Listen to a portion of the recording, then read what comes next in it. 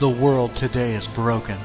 Business, financial, and political leaders have led us into despair, and the selective pop culture style news that floods our mainstream media have done nothing but fuel anger and confusion among the American population and the population of the world.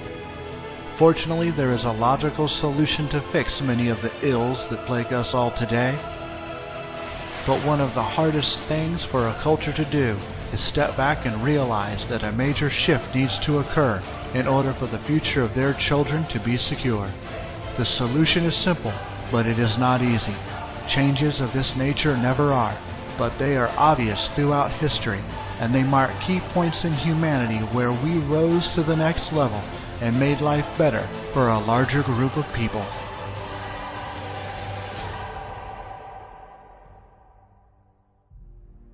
History can be broken into levels of development. Level 1 showcased the nomadic and cave-based humans, capable of only sustaining themselves, their mate, and their children. Level 2 showcased the hunter-gatherer humans, capable of sustaining their group. Level 3 showcased the agricultural humans, capable of sustaining their towns. Level 4 showcased the industrial human, capable of sustaining large cities, their nation, and nations in desperate need.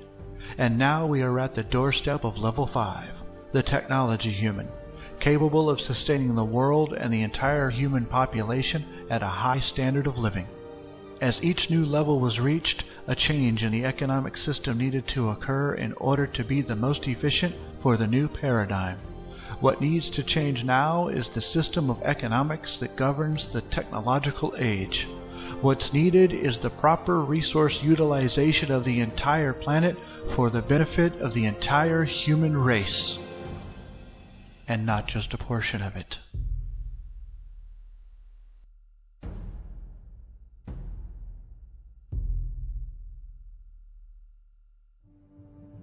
But before we detail this change, we must start by addressing the problems we're facing today and the root cause as to why we have them in the first place. Only by understanding our problems and how they came about can we begin to develop a solution.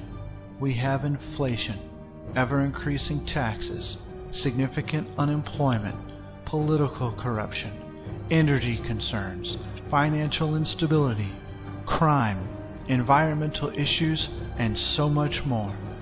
It is obvious why the world is so stressed and humanity suffers as it does. Now, more than ever, is the time for humanity to stand up and do something about it.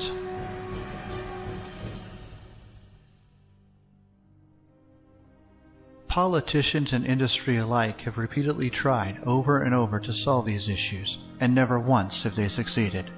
The best they've ever done is delay or mask the concerns.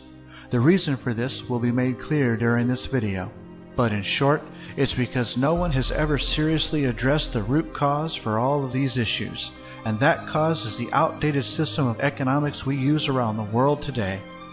The monetary system, or more specifically the price system, is the basic underlying factor that is the fundamental cause for all of the issues we're facing today.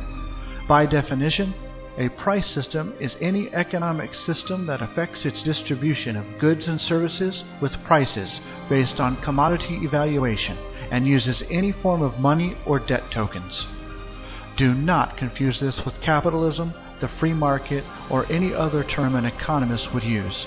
It is also very important to understand that this is not a political argument and has absolutely nothing to do with political controls. Every nation on this planet, no matter their political ideology, be it a democracy, monarchy, socialism, communism, or whatever, operates using the same underlying economic system. They all employ this system for the exchange of goods and services throughout the world. It is the one major common link between everyone, which is also why it is the fundamental cause for so many problems we see in the world today. And here's why. The monetary system requires two key components to work: scarcity and growth. In the past, prior to 1800, these two requirements were perfectly valid throughout the world. This was a time when traveling just 500 miles was dangerous, if not deadly, and the shipping of goods was no less difficult.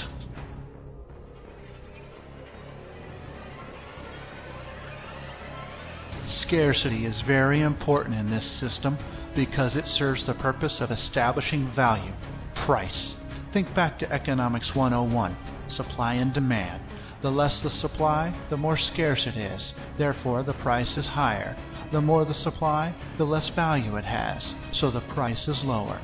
Prior to 1800, there really was true scarcity as a natural phenomenon, and since modern civilization was still rather young, there was plenty of room for growth, so both requirements were satisfied.